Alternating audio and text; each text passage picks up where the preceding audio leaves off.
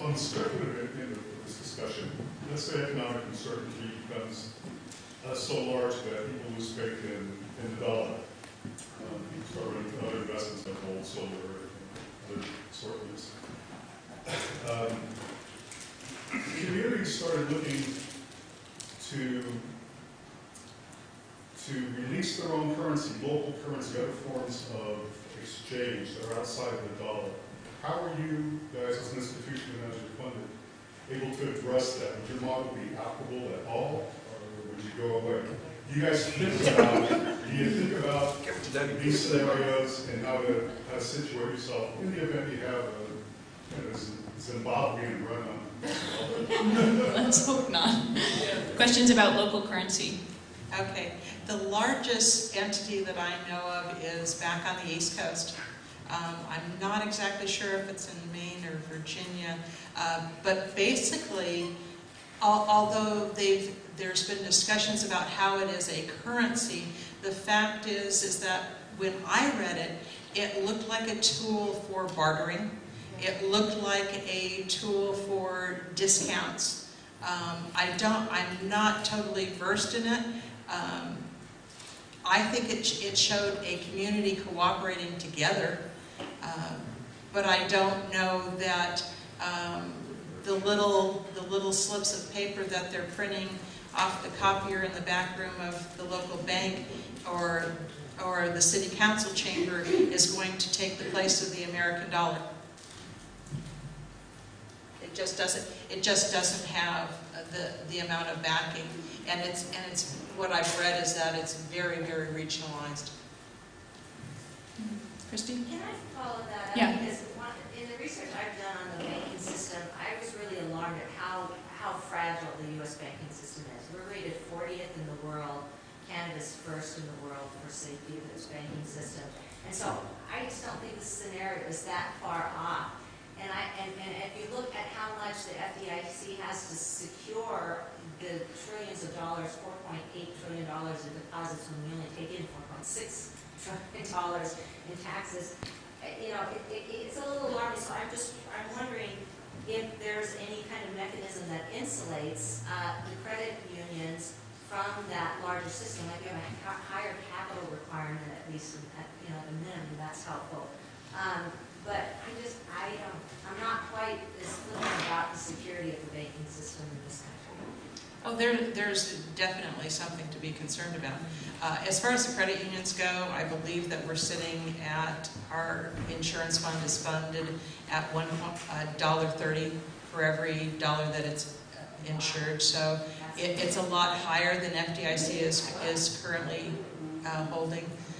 We do have the higher capital requirements. And I think for the most part, credit unions are your basic conservative cooperative. During this whole financial tragedy that we've just been through,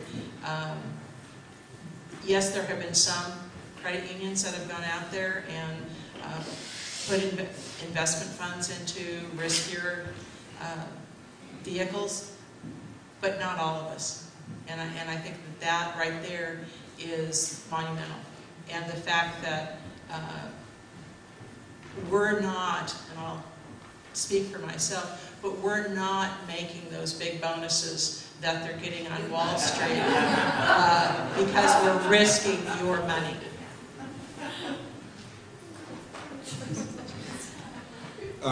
Just to elaborate on it, that was one of the points that I've made, in the community, people asking about how credit unions are weathering the storm compared to banks, and so much of it really comes down to what Terry said.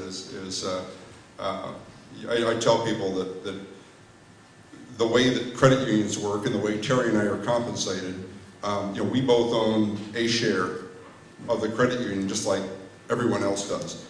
There's really no incentive for us to do anything stupid. There's not. There's nothing we in our line of work that we do that gee, if I go to this, I can make some kind of a killing on a bonus or something like that. Which is again, what you've seen so much with the big banks.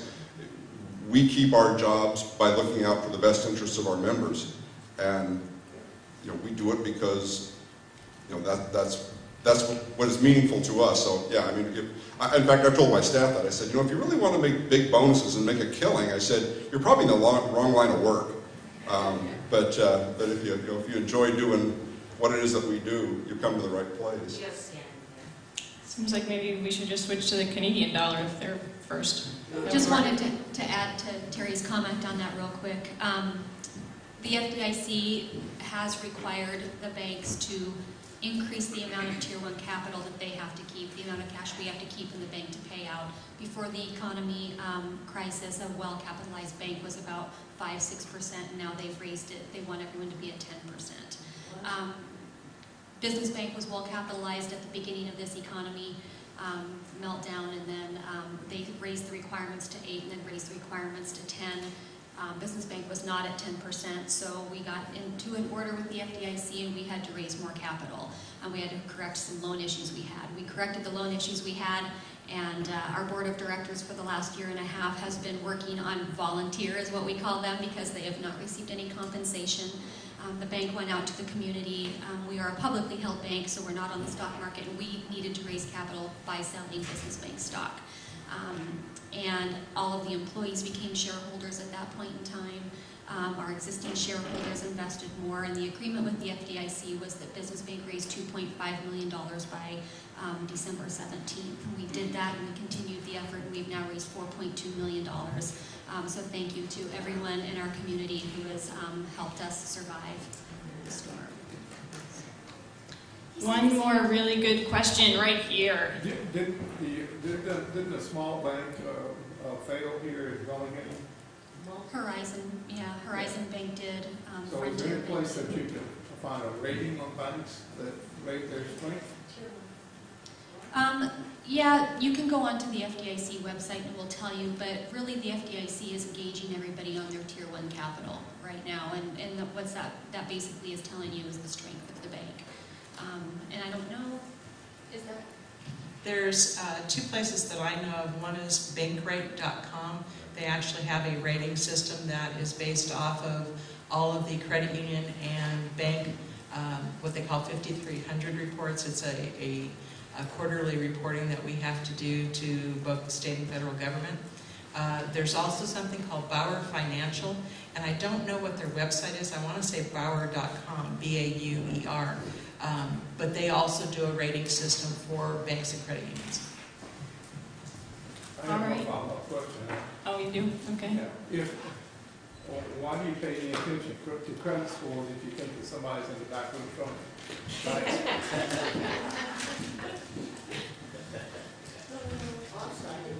The question was why, when they do lending, do they pay attention to credit scores if they don't really know the process of how credit score, if none of us really know how the process of credit scoring works? You can't get them to tell you what their criteria is? No. I can tell you that the credit scores right now are a lot different than the credit scores of 4 years ago. There have been, with the financial crisis, there has been so much massaging and manipulating. I had a much better idea of what it was 4 years ago than I do today. For us, I can tell you that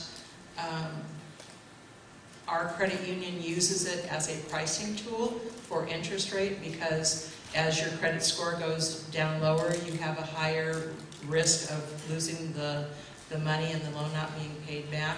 But we still make loans to people, as Terry was saying. A loan that I was working on just Thursday with one of my loan officers has to do with a young single mother who has been without water out in the county for the last 6 months, and she's got 3 kids. Unfortunately, her credit score is low, and the water can't be turned back on until she has the full $1,500. So in her case, we just found out about this. She has saved up $900, and even though her credit score is low and her work is part-time, we're making the $600 loan to get her and her kids water back in their home. Right.